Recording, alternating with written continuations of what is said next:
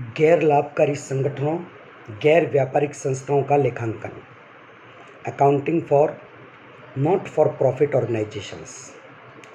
लाभ न कमाने वाले संगठनों यानी गैर लाभकारी संस्थाओं का अर्थ ऐसी संस्थाएं जिनकी स्थापना लाभ कमाने के उद्देश्य से नहीं बल्कि अपने सदस्यों और समाज को कोई निश्चित सेवा प्रदान करने के लिए की जाती है। अलाभकारी संस्था या गैर व्यापारिक संगठन या लाभ न कमाने वाली संस्था कहलाती है।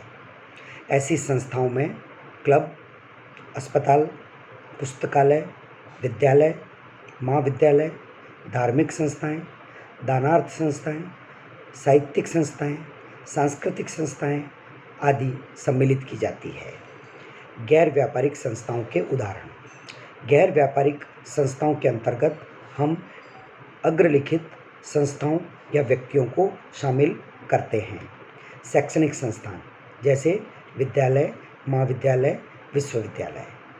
धार्मिक संस्थान जैसे मंदिर, मस्जिद, गुरुद्वारा, गिरजाघर आदि। खेल संस्थान जैसे खेल क्लब, व्यायामशाला आदि।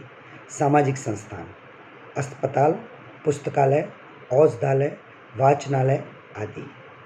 मनोरंजन व सांस्कृतिक संस्थान मनोरंजन समितियां, सांस्कृतिक समितियां, कला एवं संस्कृति समितियां आदि। पेशेवर संस्थान चैम्बर ऑफ कॉमर्स, शिक्षक संघ, श्रम संघ, मेडिकल काउंसिल, बैंकर्स एसोसिएशन, भारतीय चार्टर्ड अकाउंटेंट्स इंस्टीट्यूट आदि।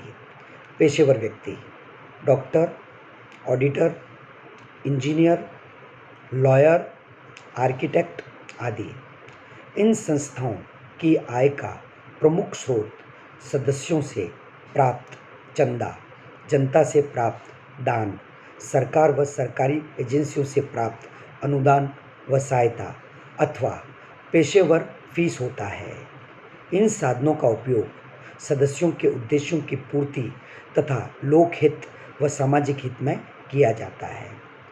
तथापि पेशेवर व्यक्तियों का उद्देश्य लाभ कमाना होने के बावजूद, क्योंकि उनका मुख्य उद्देश्य लाभ कमाना नहीं है, सेवा करना होता है, इसलिए उन्हें भी इन्हीं संस्थाओं की श्रेणी में रखा जाता है। लाभ न कमाने वाली संस्थाओं के उद्देश्य। अलाभकारी संस्थाओं का मुख्य उद्देश्य अपने सदस्यों, किसी विशिष्ट समूह अथवा समाज को सेवाएं प्रदान करना या लाभ पहुंचाना या मनोरंजन प्रदान करना है। ऐसी संस्था का उद्देश्य लोक कल्याण में वृद्धि, धर्म, शिक्षा, स्वास्थ्य, कला, संस्कृति, साहित्य इत्यादि के उन्नयन एवं चेतना में वृद्धि बिना किसी लाभ के उद्देश्य से करना होता है। लाभ न कमाने वाली संस्थाओं की प्रमुख विशेषताएं। अलाभकारी संस्थाओं की स्थापना समाज तथा अपने सदस्यों के कल्याण अथवा सेवा भाव के साथ की जाती है। ये संस्थाएं कला, संस्कृति, धर्म, शिक्षा, खेलकूद के प्रचार प्रसार तथा प्रोत्साहन के लिए कार्य करती है। इनका उद्देश्य लाभ कमाना नहीं होता, जबकि प्रमुख उद्देश्य इनका सेवा प्रदान करना होता है। इनकी स्थापना धर्मार्थ सोसाइटी या ट्रस्ट या संघ या क्लब या समिति के रूप में की जाती है। इन संगठनों के कोष के प्रमुख स्रोत हैं चंदा, दान, सरकारी अनुदान या सहायता। कभी कभी जब कोष ज़्यादा इकट्ठे हो जाते हैं और उन्हें बैंकों आदि वित्तीय संस्थानों में जमा करा दिया जाता है तो ब्याज भी इनकी आय का प्रमुख स्रोत बन जाता है। कभी कभी ये संस्थाएं अपने भवन का कोई भाग किराए पर देती है और किराया भी इनकी आय का प्रमुख स्रोत बन जाता है।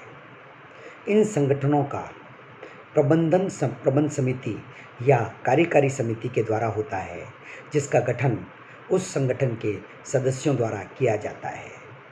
इन संस्थाओं द्वारा प्राप्ति एवं भुगतान खाता, आय व्यय खाता तथा चिट्ठा तैयार किया जाता है।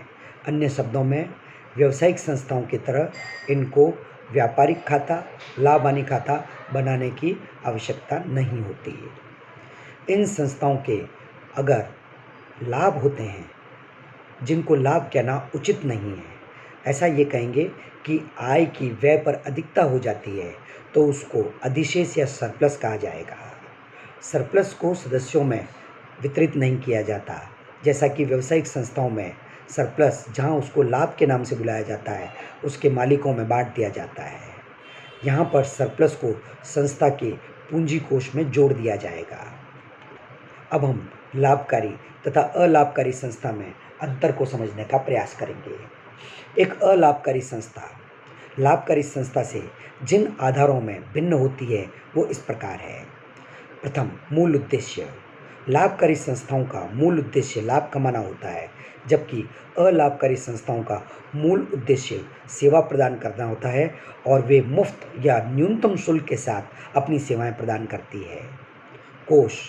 लाभकारी संस्थाओं में मालिक स्वामी का हित स्वामित्व कोष के रूप में जाना जाता है, जिसमें पूंजी, एक्यूमुलेटेड रिजर्व्स और प्रॉफिट शामिल किए जाते हैं। जबकि अलाभकारी संस्थाओं में पूंजी कोष के रूप में सदस्यों का हित व्यक्त होता है। इसमें संपत्ति की दायित्वों पर अधिकता, दान यानी डोनेशंस, सरप्लस शामिल होता है। कार्यों का शुद्ध परिणाम। लाभकारी संस्थाओं में कार्यों के शुद्ध परिणाम को शुद्ध लाभ या शुद्ध हानि कहा जाता है, जबकि अलाभकारी संस्थाओं के शुद्ध परिणाम को आधिक्य, सरप्लस या कमी, डेफिशिएंसी के रूप में जाना जाता है। वित्तीय विवरण। लाभकारी संस्थाओं के वित्तीय विवरणों में सम्मिलित होने वाले खाते हैं व्यापार खाता, लाभ हानि खाता और चिट्ठा या स्थिति विवरण, जबकि अलाभकारी संस्थाओं के वित्तीय विवरणों में शामिल किए जाते हैं प्राप्ति एवं भुगतान खाता, आय व्यय खाता और चिट्ठा या स्थिति विवरण। लाभ न कमाने वाली या गैर लाभकारी संस्थाओं का लेखांकन अभिलेखन किस प्रकार किया जाता है, इसके बारे में अब हम बात करेंगे। गैर व्यापारिक संस्थाएं एवं पेशेवर व्यक्ति अपना हिसाब किताब डबल एंट्री सिस्टम के आधार पर ही रखते हैं, परंतु व्यापारिक संस्थाओं की तुलना में इनकी लेखांकन पद्धति में कुछ भिन्नता होती है। चूँकि इन संस्थाओं का उद्देश्य व्यापारिक संस्थाओं की भांति लाभ अर्जन करना नहीं होता, अतः ये अपना हिसाब किताब प्रायः रोकड़ पद्धति के आधार पर रखते हैं, न कि वाणिज्यिक यानी मर्केंटाइल सिस्टम के आधार पर। रोकड़ पद्धति के अंतर्गत रोकड़ पुस्तक ही महत्वपूर्ण लेखा पुस्तक बन जाती है, इसलिए सामान्यतः ये संस्थान एक रोकड़ पुस्तक रखते हैं जिसमें सभी प्राप्तियों और भुगतानों को लिखा जाता है। किंतु अलाभकारी संस्थाएं और व्यक्ति अपनी आवश्यकता अनुसार रोकड़ बही के साथ साथ इस प्रकार क्रमबद्ध पुस्तकें भी रख सकती है। प्रमुख रूप से रोकड़ बही, उसके पश्चात स्मरण पुस्तिका यानी मेमोरेंडम बुक, इसमें उधार प्रकृति वाले लेन देनों को लिखा जाता है। स्टॉक रजिस्टर, जिसमें सभी टेंजिबल टेंजिबल संपत्तियां तथा अन्य वस्तुएं जैसे लेखन सामग्री, दवाइयाँ आदि का लेखा किया जाता है। वेतन एवं मजदूरी register, salary and wages register, इसमें वेतन एवं मजदूरी का लेखा किया जाएगा। सदस्य रजिस्टर, मेंबर्स रजिस्टर, इसमें सदस्यों का पूर्ण विवरण रहता है तथा इसमें प्रत्येक सदस्य से प्राप्त चंदा, बकाया चंदा, अग्रिम चंदा आदि का उल्लेख किया जाता है। अन्य पुस्तकें या पंजिकाएं, अदर रजिस्टर्स, चंदा रजिस्टर, देनदार रजिस्टर, शुल्क रजिस्टर आदि भी मेंटेन किए जाते हैं। लेखांकन अभिलेखों की आवश्यकता। नेसेसिटी और ऑब्जेक्टिव्स ऑफ अकाउंटिंग रिकॉर्ड्स। गैर व्यापारिक संस्थानों या अलाभकारी संस्थाओं को निम्न उद्देश्यों की पूर्ति हेतु लेखांकन अभिलेखों की आवश्यकता होती है। नंबर 1, निधि कोष के उपयोग पर उचित नियंत्रण रखने के लिए। नंबर 2, सदस्यों, दानकर्ताओं, सरकारी एवं गैर सरकारी संस्थाओं से प्राप्त धनराशि, सहायता व अनुदान के गबन दुरुपयोग की संभावना को कम करने या इससे बचने के लिए उचित लेखांकन। वर्ष के अंत में वित्तीय विवरण तैयार करने में सहायता प्रदान करना। वित्तीय परिणामों के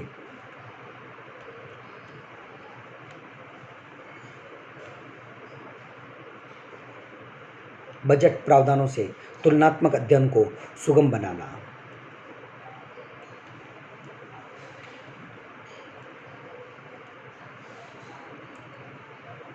यह प्रदर्शित करना कि संस्था के उद्देश्य या उद्देश्यों के अनुरूप ही व्यय किए जा रहे हैं।